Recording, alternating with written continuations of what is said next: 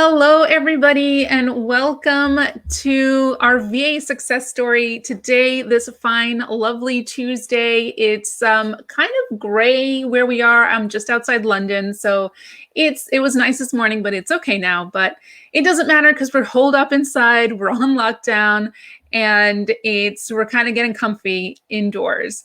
So thank you for joining us today for this live session with Selina Johnson of Selina and Co. Is that right? Is it Selina Johnson and Co. or Selina and Co? Fantastic. So we are excited to have you with us today. When I posted that you were going to be joining us for a live session and I shared your story with everyone in the group, they were so excited to hear from you because it sounds like you are living the dream. It sounds like you've built a really amazing business. Just to look a little bit about what you shared about yourself. So you've been working since 2016. You left your job and you pursued your virtual personal assistant business, and now you are helping businesses with a turnover of 6 to 7 figures with administrative, technical, and creative support to free their time. And you're doing this now after having spent 16 years of working with high-profile, after spending 16 years working in a day job. Is that right? With a 3-hour commute? Yeah, that's correct. Yes. So you went from working 13 hours a day with little sleep, 3-hour commute, to then leaving your stable job to launch your own business. So I guess taking it from the very beginning, can I ask, what were you doing before you started your own business? So I was in the secretarial PA realm. So I graduated from university in art, but there was something about me that was very detail organized. I like project-related tasks. And even though I had that creative side, there was something about working with businesses to help them. There was always some sort of problem they had that they couldn't do something because it wasn't their zone of genius. So I was always that person to come in and organize it and just make heaven for them. So when I was studying, I was working for small businesses on the side. And then after I graduated, I just felt like this is just for me. So slowly but surely, I started off junior and then I made my way up the ranks and started supporting some really amazing people at CEO and board level. The last role I had, I worked for Dame Zaha Hadid, which was an amazing, phenomenal lady to work for, who's, you know, she's inspired to do so many things. To actually work for her, and the experience I got from there actually helped me to set up my business from what I learned. Wow, that's amazing. So what made you, were you scared to start your own business? So I was currently on maternity leave when I set mine up. So it was kind of like a phase for me where I felt like I wasn't doing anything else. I was a stay-at-home mom. I tried to adopt it. This was my second daughter. So I thought, let's see how it goes. Maybe I won't return back to it. Let's see how it goes. And I went to all the parents and kids toddler groups, and it just wasn't for me. And I got bored quite easily. And talking about nappy changes and milk brands, it didn't really excite me. And I'm the type of person that likes challenges. I like to try something new. So I read in the paper about virtual assistants. So this was like towards the end of 2016. And I was like, I've never heard of virtual assistant before. What is this thing? And I hadn't actually realized my last role, I was actually working remotely. So I was actually as a virtual assistant, but I didn't know of that term. I said, this is interesting. So I quickly enrolled. I found out who was offering this position. So I applied to one of the UK agencies, and I worked with them for a couple of months just to try it out. So I was intrigued to know, how does it work? How do you work with these people remotely? And sooner or later, I just worked it all out and realized this is for me. I can do this from home. I can set up my own business and do it. So I mentioned it to my husband. Within a week, I had my website set up, I had business cards being delivered to my address, and I had my first client. So I was very determined and just interested to see where it went. So from that, I actually emailed all the contacts I had from people I'd worked with before to say, just to let you know, I've set up my VA agency.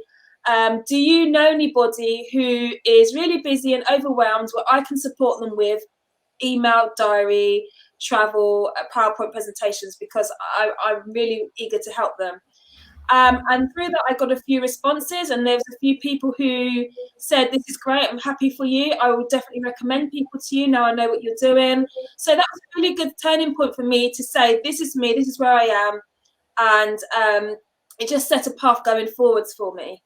Oh my gosh, that I have so many questions. You just shared so much information. I just want to dig in. So you said that you went from as soon as you made the decision, I can do this on my own and I don't need an agency. I can get my own clients. You said within a week you had your business card printed, you had your website done, and you started sort of going out to your network. Like, how did you get it done so quickly? How did you know how to even build a website or what goes on a website? I'm a fast learner. When I do something, I just get on with it. I was at home, toddlers sleeping, got time on my hands, and I was learning a lot during that time. So I was going on these free webinars. I was learning about LinkedIn, how to leverage networks, and because of my design background, I use Squarespace to design my website quite easily. And it wasn't all all bells and whistles. It was just the basic information, just so that someone had somewhere to go to. Yeah, absolutely. I love that. Start simple, just as long as you have like a space on the web or a digital space that you can send potential clients to. That is so important because so many new VAs they get stuck on like I need to build a website before I can pitch myself or I don't know how to build a website. I need to learn how to do that. But you're so right. Like the templates and the software that's out there make it so easy for you. And it doesn't have to be super complicated. It's literally just a place where people can go to see your face, and there's an email on that web page, and they can contact you. That's so true. So you said Absolutely. sorry, go ahead. Just to add in there, interrupt you. And if I was going back to it now, because I'm one of those people and I've learned from it, I'm a perfectionist. And I feel like if I've got to do this, I have to do X, Y, and Z first before I do that. And now I've learned that no, I don't need to do it like that. I need to get clients. I don't necessarily need to have a website. I don't necessarily need to have a website. I just need to be able to convince people that I'm the best person for the role. And all I would do if I was to start again is just have a link to a consultation call. That's it. Use Acuity, Calendly, any of those tools which are, £10, £12 a month, and just use that. And that's it. I wouldn't even bother with a website until I had enough clients coming through the door so that I understood who, because at that early stage, you don't really know who you are, like who your client avatar is. You don't know who you want to work with. So later on, once you've got a handful of clients, then you start to know who you like to work with, who you're not really connected with. And then you can start speaking in your tone of voice on your website and then attract the type of people that you want to bring through into your business. Completely agree. So when you went out to your network, what made you feel, because that's a scary thing to do. So what made you feel confident enough to do that? And did you email them or did you use some other method? I guess I felt like I had nothing else to lose. I'm also one of those people that intrigue just to see what happens. I was very close to all the people I had worked with, so they were naturally interested to see what I was doing. And I got some great responses from people, and they said stay connected. They connected with me on LinkedIn if we weren't already, so they still see my journey now, and everyone's so happy for me of where I've got to. A lot of the information I got was from joining a lot of online webinars, free webinars that I took that gave advice on how to connect with your ideal audience, how to get new clients. And one of the first steps they always say is to go within your existing network, because they're basically warm leads that already know you and could refer you to other people. So is that how you said you got your first client within the first week of kind of getting your website up and running? Was your first client from your network then? No, actually, it came from me posting on LinkedIn saying that I'm looking for support. And I got my first client, who is a professor in Shanghai. He's still with me now. So he was my first client in 2017. And yeah, he's still with me now. So that's great to tell you that it does work. Oh, wow. Wait, so how did he find was he already in your network on LinkedIn? Did he see your post? Yes, he did. He saw my post. We were connected on LinkedIn. He saw it and then he reached out to me. Oh, wow. That's so exciting. And so everyone that you told was really supportive. And then did you get many people sort of within your network referring clients your way, or how did that work? So direct through my network, they weren't looking for any support, but they have been and still do recommend others to me as they're in networking or in conversation with someone. They say, oh, you're really busy, you should speak to Selina, I'm going to connect you to. And they often do send me emails copying me in with that person, which is really helpful and nice to see. That's so fantastic. So you say since we're launching your business, you've halved your working hours and you've doubled your income. Like that is the dream come true. What do you think, what does it take to sort of make the income that you want to make, not having to work as many hours? I think what rises you is the determination as well to succeed, having a focus of what you want to do and going out and get it. So I'm someone that doesn't play small. I like to have high ambitions and run with it. So speaking to those who was on earlier in their journey and wanting to get to be, have their books full, or even to set up an agency, my advice to you would be to big, but also take it one day at a time, because Rome wasn't built overnight. It doesn't happen overnight, and it's just being open to explore different avenues and not being in a closed box. So it's really going out there and looking for those people, thinking about different ways you can get in front of those people. Being visible online is a really key importance of that, because when I was a PA, I was behind the desk, face-to-face conversations with team members and the person I reported into. But as I've noticed with having an agency, I need to be more online and presence online for the type of clients that I'm trying to attract. So it's looking at different ways that sets you apart from others and the value that you bring to the table as well. Mm. Do you have a niche right now? Do you currently work with a specific type of client? Yeah, so when I first started, I was open to everyone because I didn't know any different. When they said you niche down, you should be a tech person, you should be a graphic designer, I was like, I just don't know. So I opened the doors up to everyone. And then I started to notice which clients I really enjoyed working with, which ones were I fascinated with, which ones were the problem clients, where did they come from, what hours were they on, what tasks was I producing for them. And then I started to niche down to say that I work with established and successful coaches and entrepreneurs and consultants who already have a successful business and they're ready to take it to the next level. That's amazing. And it's hard to find, I think a lot of us will have experienced this, it's hard to find sort of good quality clients.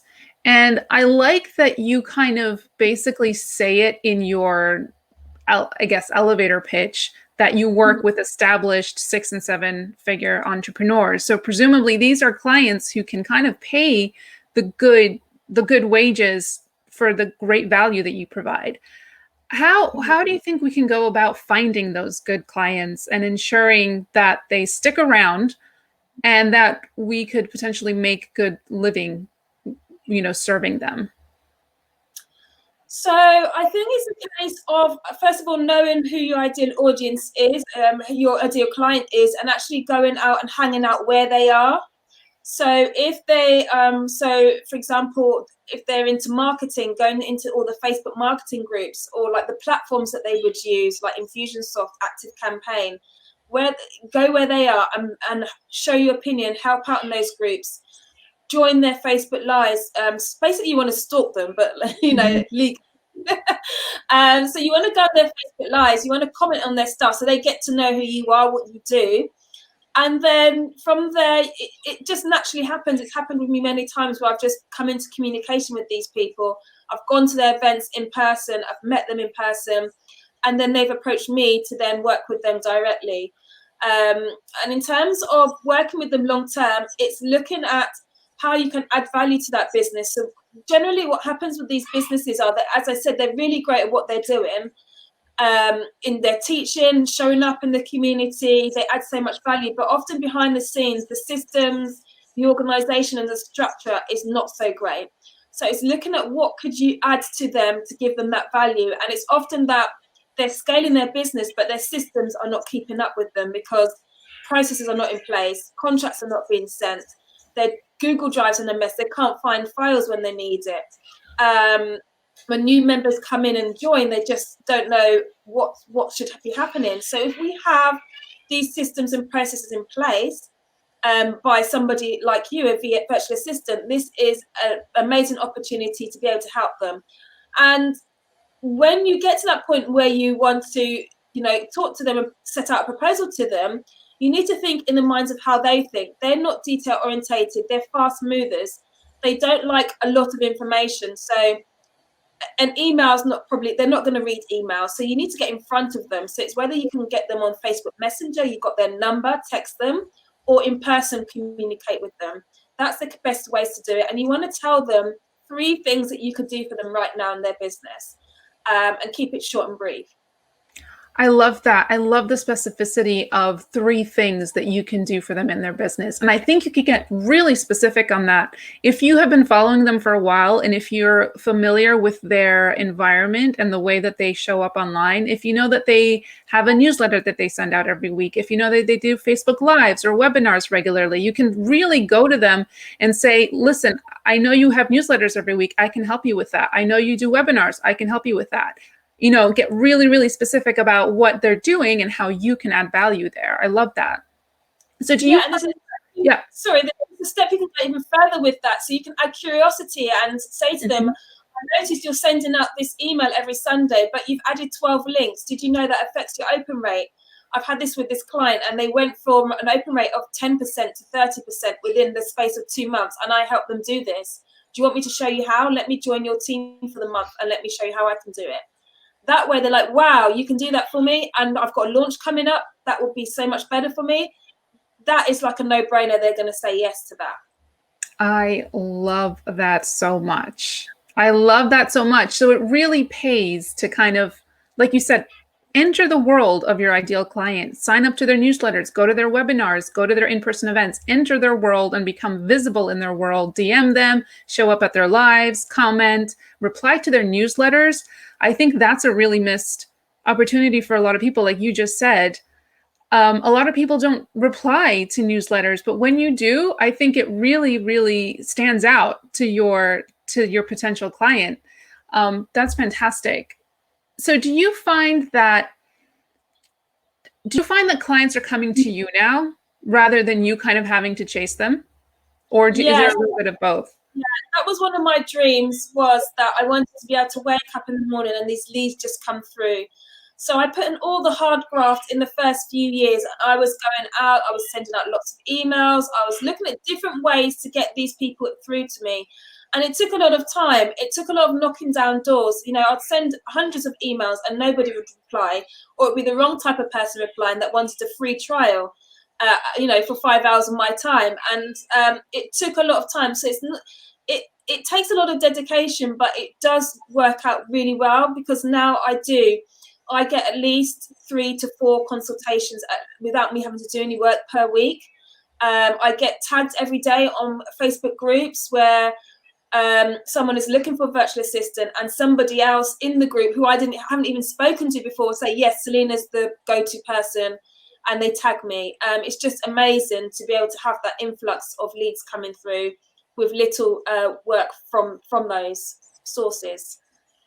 That's amazing. And like you said, it doesn't happen overnight. Like, you have to put in the hard work in the beginning, don't you, to kind of really make a name for yourself. Do you feel like that's where a lot of new VAs might fall down in terms of getting clients? Like, maybe they're not willing to put in that hard work. What do you think it is that, because one of the biggest complaints of new VAs is like, I don't know how to find clients. I don't know how to get clients. Like, what would you tell them? It's not easy at all. And that's why you find some VAs, I would be interested to, and if you know, I'd be interested to know the percentage of VAs who have their own business and only work with clients, and the percentage who are associates and work with agencies, because there's a pros and cons with that. And if you're working for yourself, you have to go out there and find the work, whereas if you're an associate working for an agency, the work's given to you and you just go ahead and do the work. And if we look back to the majority of the VAs come from PA or secretarial work, from my understanding, and they're used to doing a specific task within their role, and not having to. We're not sales orientated people generally. I don't like sales calls. I don't like people calling me about sales. I hate it. So it does take some time for people to be able to shift from working behind their desk to being in front of the camera, picking up the phone, making calls, emailing people. It does take a lot. And when I first started, I'm very private, so I didn't like telling people about what I'm doing on social media. I found it difficult. And now, even to now, if I do a Facebook Live on my own, I still get nervous to do it. And I have to hype myself up. But I know that if I do that and increase my visibility, I know what happens from doing that. And I feel that it is difficult for us to do it, but we have to get out of our comfort zone if we want to grow our business. We just have to take one step at a time. So whether that is that you write a post out saying that you have capacity for 40 hours, please contact me to discuss what I can do for you. Whether it is that you do a Facebook Live, or you pick up the phone to people who have contacted you before but nothing has materialized. Just doing something that's slightly out of your comfort zone, but you know that it's going to take you that step further. And slowly but surely, naturally, it just becomes a normal part of your day-to-day activities. So to answer your question in short, I think that it's not easy for anybody. And if you're a VA that's struggling to find clients, just keep going. It does work. It's worked for me. It does work. Just keep going at it and be motivated and be consistent. So if you set yourself a target to contact 10 people a day, make sure you keep that consistency going. I love that. It's not that hard, is it? It's consistency. It's just continuing to do it. Keep going. Keep going. A lot of people will fall down at the first rejection or the second rejection or the third. You need to be aiming to get 10 rejections a week, which means that you're going for that one yes. So we've got someone saying, I got rejections all the time in the first couple of years, and it did affect me at first, and then I was like, okay, this client's not for me. We're not connected. It's not going to work. What's next? Let me go to the next person. How am I going to make this happen? How am I going to get the next clients through the door? And I just kept going and going and going. Amazing. And now you've built an agency and you have VAs working underneath you, right? Yes, I do. When did you first hire your first associate VA? Well, I officially had VAs in my team probably by month 5, because what I noticed was, but I didn't officially have the agency until a year after. But I had some in-house team support, because what I noticed was I was working one-on-one with these clients, and slowly but surely I had less free time. And I had a blog that I was committed to writing every week. I enjoyed writing about, but what tended to happen was that I would write a blog for 1 month, and I just mentioned a while ago about being consistent. And I knew it was important for me to continue doing that blog, and I just felt like I needed somebody to help me with that. So I hired a copywriter who was a virtual assistant copywriter to work in my business, who understood by that point my ideal client audience, who was coming through the books, who I was trying to attract. And we worked together through Trello. I would list all the type of tasks, all the type of blogs I wanted to write about, and she would create it for me. Now, if I tell you now, I'm on page 2 of Google search. When you search for virtual assistant, I'm on page 2. And that's through the blog writing that has increased my SEO over the last 4 years. So that's proof in the pudding that consistency works, but also when you know that you are spreading yourself too thinly and you need the help, it's to go out and get it, because it shows you that it will work. That is amazing. And do you have VAs working for your clients as well? Yeah, so I have a amazing team of 10, and they work with various different clients on my books. Yes. That's fantastic. And This could be too much information if you don't want to share, but would you like to share how many clients your agency has at the moment? So we're just going at just above 30 clients now, who are on retainer clients, but we do also have ad hoc clients who like to have just projects. We do like VIP days for clients where we onboard them and do like their systems in one day. And we have some clients who have had from years and years ago from networking that we do some more tasks from them from time to time as well. Oh, that's great. So are you still kind of the point of contact for your clients and you manage your VAs underneath you, or do you have your VAs make kind of, are they any of them client facing?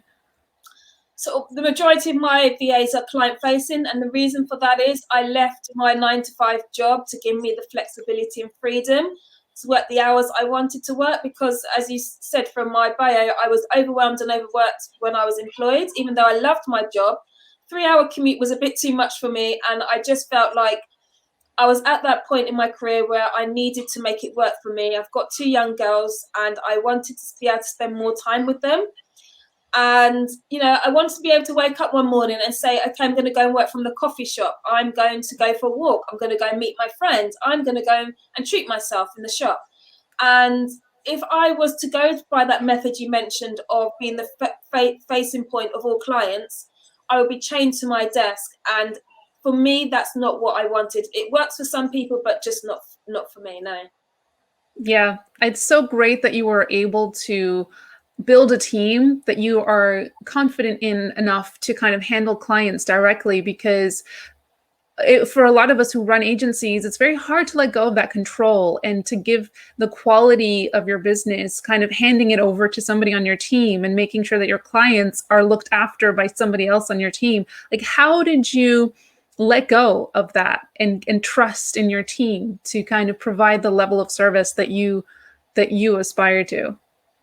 It was very difficult because my business is my baby and I'm very Mhm. proud of where I've got to. And it was really difficult for me to take that step into agency and to find the right person to support me. So the first 1 or 2 was really difficult because they had all the credentials and they did really well in the interview and the trial tasks that were put to them. But actually putting them in front of the client, I was still quite worried. And you just have to go with your gut instinct. If they've ticked all the boxes, you can just put in these processes where you check in with the client, check in with the quality of the work with the VA at the initial part, just to make sure things are running smoothly. But we also have to remember that we're telling our clients to have their arms open, to trust in us to support their business. So I need to make sure that I am actually keeping up with that as well. So it works both hand in hand, and it's just been amazing to have a supportive team that are passionate about supporting the clients and also want to work in my agency to take it to the next level as well. That's fantastic. We have some questions coming in from the audience. We did have some questions that were pre-asked before we went live, so I'm just going to go through some of those. Courtney Atwood had asked, she'd love to know more details of your marketing strategy. I guess you talked about that already. You blog consistently and you go live as well. Is there anything else that you do in terms of marketing? I'll say visibility is the key number 1 for marketing. So it's it depends on what funds and resources you have available and time. So there's numerous ways. So we spoke about stalking and the other way is blogging. The other way is building your email list, which is great. Always build an email list because that's something that you own. It's not run by algorithms by LinkedIn or Facebook.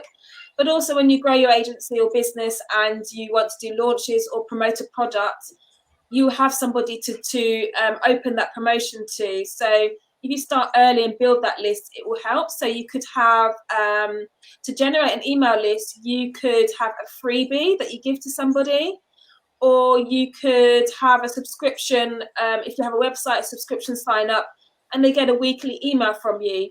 Now, if you don't have time to do a weekly email, you could just link to your blog in that email so that you're saving time. So those would be the main areas I would say for marketing. a freebie, a blog, stalking, and email list. And how do you, this is a question from me, because marketing yourself in your business is almost a full-time job. Like, how do you market yourself and then also do client work? Do you have any secrets there? Yeah, so that's why I've gone into the role of being more operational in my business, because I do really enjoy the marketing side and the operation side. But if you're someone that's managing both, which I was at one point in my business, I would say that you need to put time aside. And generally, what I used to do was first thing in the morning when I started, I'd work on my business for at least 90 minutes. Because if you wait until the end of the day, what tends to happen is client work overtakes, because you're dedicated and loyal to this client and you don't want things to be delayed. So you end up staying later. And it means your work gets neglected, which means then you're not moving forward in your business. My best work is done in the morning as well. So I tend to do it in the morning, used to do it in the mornings, and then block out the client work later. The other way is to have an admin day. So maybe on a Friday, and you just work on your business only on that day. And you set, before that day comes, you assign those type of tasks that you want to work on. So you just check them off and go through it. I love that. So you know exactly what you're going to work on when you Yeah. have when you've allocated that time. So you're not kind of last minute trying to see what needs to happen. I love that. A question from Megan Slagle. She would like to know more details on the services you offer. This is where she gets stumped. There's so many options on what to offer. How do you narrow down your offerings? Any tips there? It can be based on your skill set and what you love to do. So for me, I do not enjoy minute taking or transcription. So that wouldn't be if I was just me on my own, I would not be offering that service. Okay, if I was to start on my own again, it would probably be systems set up, so automations, onboarding new clients, that type of area would be like, I would be the go-to person for that. So it's really good if you can be remembered for one or two things. It's easier than saying everything. So, for example, if someone was to post in a Facebook group and say, oh, I'm looking for someone to set up my landing page, they would automatically think of a tech VA over an agency that does everything. Generally, that's how it works. So if you are skilled at the tech side of support, then consider yourself a tech VA. If you're more of an admin VA, consider yourself more of the admin side. You can even hone into it more and be a person who helps property investors get organized, or photographers. You can be a VA to photographers, a VA to wedding organizers. You can go more specific, and it's just more about your passion and what you like to do and what your skills are. So it's a case of listing everything that you could possibly do, and then going through it one by one and putting maybe a heart next to the ones that you love and you're skilled at, and then that will help you to narrow it down. But also over time, when you're working with these clients, you'll get to know what tasks you enjoy doing and what you don't enjoy doing as well. It really helps just start working with clients, doesn't it? And then you quickly realize what you like and what you don't like. And I love what you said about making a list of all the possible options to offer, because we actually have a challenge launching on Monday. And on day 2, we narrow in on the skills that we can offer. And on day 2, I'm going to send you guys a list of all the potential things you could offer. And then you're going to go through the list and mark which ones that you already know, which ones you want to know more about, and all of that good stuff. So you get really, really specific about the 3 or 4 things in the beginning that you can start offering. Mm-hmm. A question from, there's no name here, so I'm just going to say Facebook user. She says, or he says, that it's really comforting to hear, Selina, that you overcame the reluctance of selling and putting yourself out there. Having been a PA for a while, I found getting out of the reactive PA mindset to a more proactive business mindset the hardest thing for me. How did you manage that shift? Did you get coaching? So yes, I got coaching, but I didn't get coaching until I was ready to bring on my associates, because that was the mind block for me about how am I going to sell to a client that it's not me they're working with with somebody else. So that's when I did hire a coach for that. I think generally I had the entrepreneurial spirit because I come from a background of my parents having their own business. And I like, there's something about money that I enjoy. So I think it was like, it was enjoyable for me just to see where it could go. And I agree with you, it's really difficult to put that business mindset on, and to take your business from being a hobby to actually making money. because we can also get stuck in, as I said in the beginning, getting our business cards done, getting this, getting leaflets, but getting, all these 10 different things that we must have, which are really we don't need. So I guess it's just being true to yourself and saying to yourself, you've set up this agency, give it a go, try your best and see what you can get out there. So it's going and communicating with like-minded people. So going to like great groups like this and speaking to other people and getting that mindset shift. Read some books as well is really good to read. Like Carrie Green's book would be really good as a starting point for you on this. Is it She Means Business? She Means Business, yeah. That would be a great book for you to read, of how she overcome it. Listen to podcasts. Podcasts are really, really good. So I listen to it. I have a few that I listen to now. But at the beginning, I was absorbing all this information because it just helped me shift my mind. I started to listen to different people about how they overcome things, how they went from A to B. And when you start to realize that you can do that yourself, it just becomes a natural course and you just don't think about it anymore. Can we ask what podcasts are you listening to right now? So I love listening to Amy Porterfield to get all the latest marketing tips and tricks. Jenna Kutcher. I'll have to see on my phone actually what other ones I've got. I completely agree with you on the podcast. I started listening to the Being Boss podcast back in 2013 when my second son was born. Have you heard of the Being Boss podcast? It was with Kathleen Shannon, and it changed sort of format right now. One of the founders left, but it absolutely was the catalyst to kind of make me want to start my own business because it made me realize that it's possible for me too. So completely one vote for me for podcasts and listening to how other people have done it, have built their businesses. If anybody else has any other questions, please do continue putting them through. We have another one from Joanne who says, do you vary your pricing based on client or type of work? Is it structured as hourly or on retainer basis? Oh, sounds like you were doing retainer, but yeah, please do go ahead. Yeah, so I think price war could go on for ages. What price do you set it at? Is your price too low? Is it too high? Should you do fixed? Should you do retainer? There's no direct answer. It depends on what you want to do. You choose whatever works for you. And also remember to try things, fail, learn from it, and try something else. In business, we're never going to get it right, but at least we can say we've tried it and we move on from it. So there's certain things that I've done and people who are millionaires have done in their businesses that have never worked out. They've failed hundreds of times, but they've learned from it, tweaked it, and gone again. So it's a case of, with me, when I was in my agency, I've always been on hourly rates. I did try a few years ago the fixed rate, which is very hot in America. They do it a lot. But it just didn't work in the agency. I noticed that the client's mindset couldn't justify exactly what they were getting in that fixed rate per month. And it then affected my conversions with the sales calls that I was having, that people weren't converting to sales. So within a month or two, I quickly went back to the hourly rate, and I've just stayed on the hourly rate. In terms of fix it, I see these questions a lot in groups about what should be the hourly rate.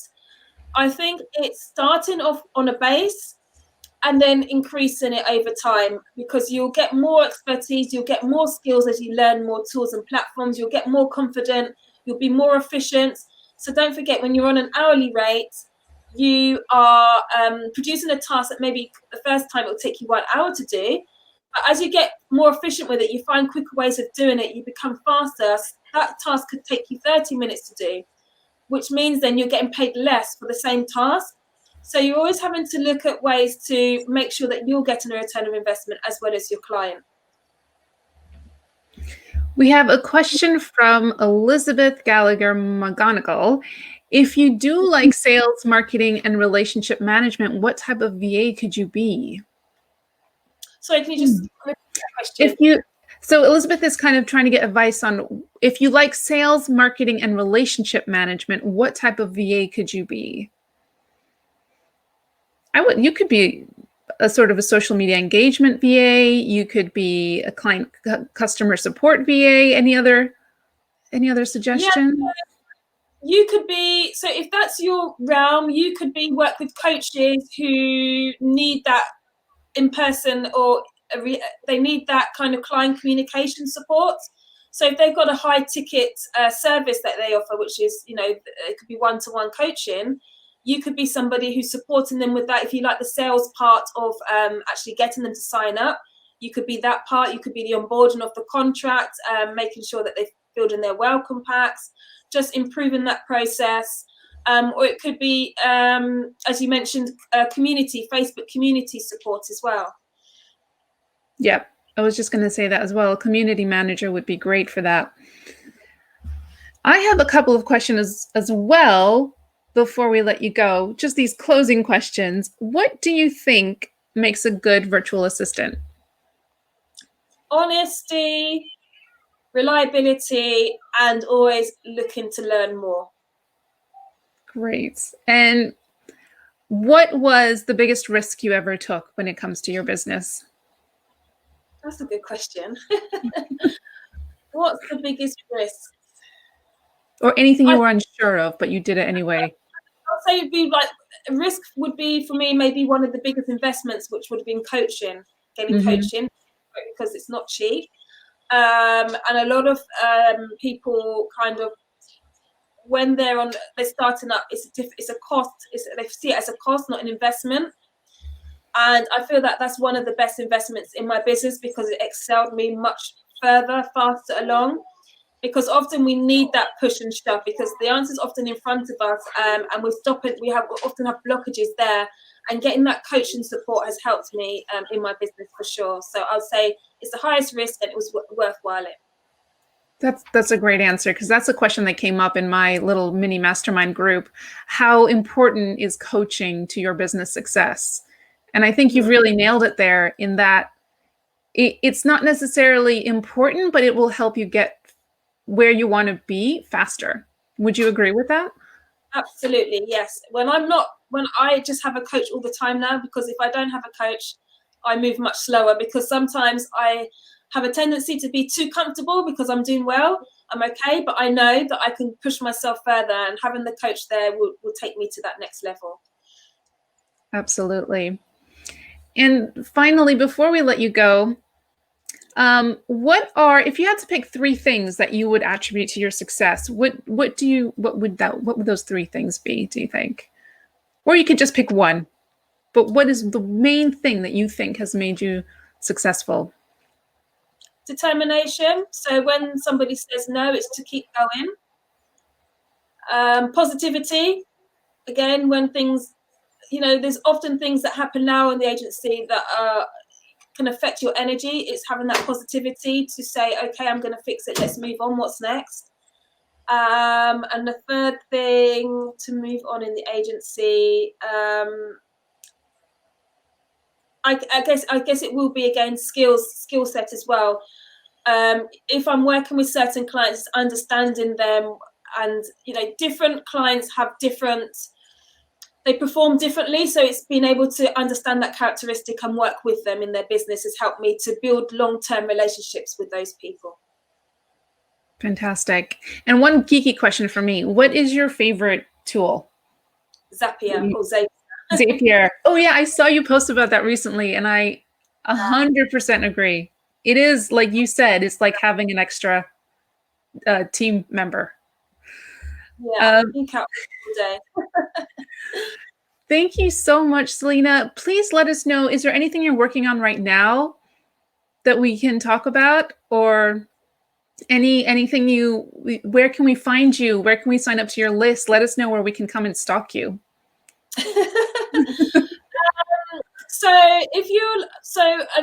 A great step would be for you guys, when you're ready to take your business to the next level and you are happy in your agencies, looking at other ways, other streamlines that you could bring into your business. So I'm just testing different things out at the moment. So I have at the moment, if you go to selinajohnson.com/shop, you'll see that I've brought out small digital products for people who are not necessarily ready to come into the agency, there may be startups or inquiring about VA support, there's digital downloads and stuff they can purchase for under £100 from the shop. So you can have a look at that and get some ideas from that. You can also follow me on my Facebook page, Selina Co. Amazing. So we'll put all of those links in the comments as well. And this conversation will be saved in the Inner Struggle portal. So everyone who's watching now and you want to watch again and listen to Selina again, you can go and watch that there as well. And like I said, we'll link out to your shop and to your Instagram, did you say? Oh, your Facebook page. Facebook page. We'll definitely do that. In the meantime, someone's asking, what is your favorite tool? It was Zapier, Zapier.com. And it's an automation tool. It links different software together and is basically magic. Thank you so much, Selina. And thank you everybody else for joining us live. I will see you very soon. Thank you, Selina. Bye. Bye.